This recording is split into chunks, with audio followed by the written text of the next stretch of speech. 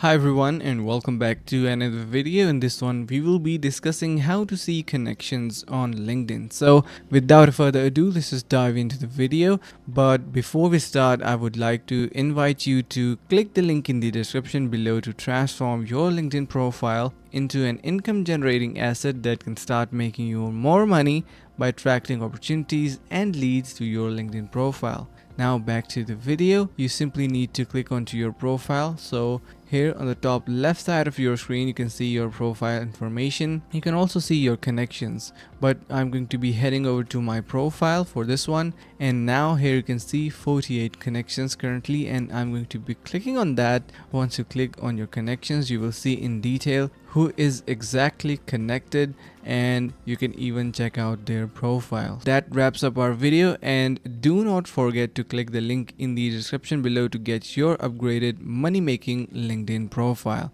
I hope this video was helpful. Like the video and share with your friends. Thank you so much for watching, and see you in the next video.